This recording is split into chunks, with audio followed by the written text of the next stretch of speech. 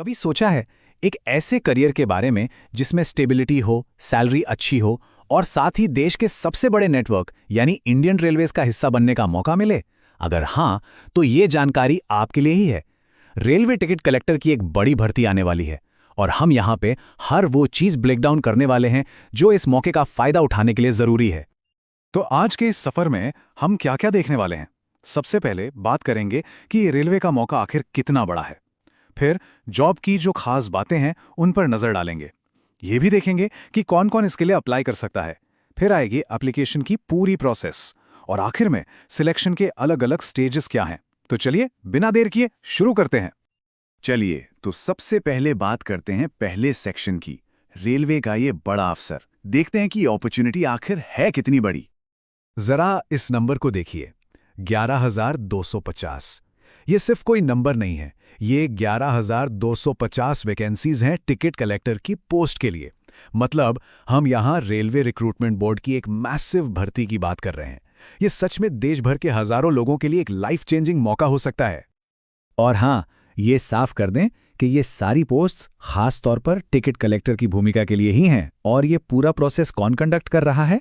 Railway recruitment board, जो कि India की सबसे बड़ी और भरोसेमंद रिक्रूटमेंट एजेंसीज में से एक है। तो जाहिर है ये एक बहुत बड़ी और सीरियस अपॉर्चुनिटी है। चलिए अब आगे बढ़ते हैं हमारे दूसरे सेक्शन पर, यानी इस जॉब की कुछ खास बातें क्या हैं। एक नज़र में सारी ज़रूरी डिटेल्स देख लेते हैं। अच्छा, तो इसे जरा ब्रेक डाउन करते हैं। ऑर्गेनाइजेशन तो जाहिर है रेलवे रिक्रूटमेंट बोर्ड है। अब आते हैं सबसे दिलचस्प पार्ट पर, सैलरी। ये शुरू होती है 21,700 रुपए से और 81,000 रुपए प्रति महीने तक जा सकती है, जो कि कमाल का पे स्केल है। लोकेशन पूरा इंडिया। ये एक नेशनल लेवल का एग्जाम है, तो पोस्टिंग कहीं भी हो सकती है। जरा सोचिए घूमने का कितना मौका मिलेगा। और सबसे बढ़िया बात, एप्लीकेशन का पूरा प्रोसेस ऑनलाइन है। मतलब घर बैठे बैठे अप्लाई किया जा सकता है। कितना आसान है। अब आते हैं सेक्शन 3 पर, और ये बहुत ही ज़रूरी है, एलिजिबिलिटी चेक करना। मतलब एक्साइटेड होने से पहले ये पक्का कर लेना कि जो शर्तें हैं वो पूरी हो रही हैं या नहीं। तो सवाल ये है कि इस ट्रेन पर कौन कौन चढ़ सकता है। देखिए, सीधे शब्दों में कहें तो एलिजिबिलिटी बोर्ड की एक चेकलिस्ट है।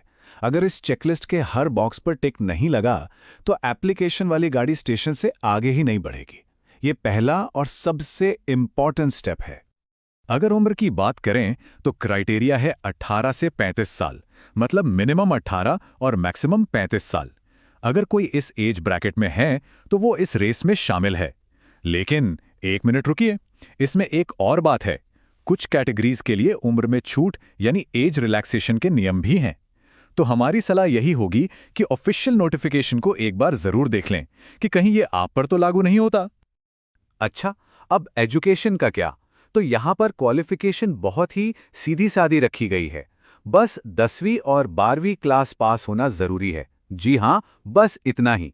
समझ लीजिए कि यही अप्लाई करने का टिकट है। और अब सुनिए सबसे बड़ी खुशखबरी। इस रोल के लिए किसी भी तरह के वर्क एक्सपीरियंस की जरूरत नहीं है। 0 एक्सपीरियंस। जी हाँ, बिल्कुल सही सुना। ये फ्रेशर्स के लिए और उन सब के लिए जो एक नया करियर शुरू करना चाहते हैं, एक सुनहरा मौका है। सच में वर्कफोर्स में एंट्री करने के लिए इससे बढ़िया मौका मिलना मुश्किल है। ठीक है, तो अब आते हैं सेक्शन 4 पर। मान लीजिए कि एलिजिबिलिटी चेक हो गई और सब कुछ ठीक है। बहुत बढ़िया। अब वो स्टेप आता है जहां एक्शन लेना है। चलिए एप्लीकेशन प्रोसेस को स्टेप बाय स्टेप समझते हैं। तो प्रोसेस काफी सीधा है। सबसे पहले ऑफिशियल रेलवे रिक्रूटमेंट बोर्ड की वेबसाइट पर जाना है। अगर अकाउंट नहीं है तो नया रजिस्टर कर लें। इसके बाद रेलवे टिकट कलेक्टर भर्ती वाला लिंक ढूंढकर उस पर क्लिक करना है। अब आएगा एप्लीकेशन फॉर्म। इसे पूरी जानकारी के साथ ध्यान से भरें। हमारी तो यही सलाह है कि अपना टाइम लें और हर चीज डबल चेक करें। फिर जो भी फीस है उसे पे करें और आखिर में सबमिट करने के बाद, और ये बहुत जरूरी है, उसकी एक कॉपी चाहे प्रिंट हो या PDF जरूर सेव करके रखें।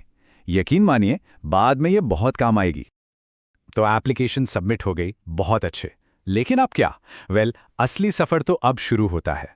सेक्शन 5, सिलेक्शन के स्टेजेस से गुजरना। यहीं पर असली टेस्ट होता है। सिलेक्शन का जो प्रोसेस है वो एक तरह से 4 लेवल का चैलेंज है। लेवल 1 रिटन एग्जाम यानी लिखित परीक्षा, इसे क्लियर करना होगा। अगर ये पार हो गया तो आप पहुंचेंगे लेवल 2 पर, डॉक्यूमेंट वेरिफिकेशन, जहां सारे कागजात चेक होंगे। इसके बाद आता है लेवल 3, मेरिट लिस्ट का पब्लिकेशन, जो कि डिसाइडिंग फैक्टर होगा।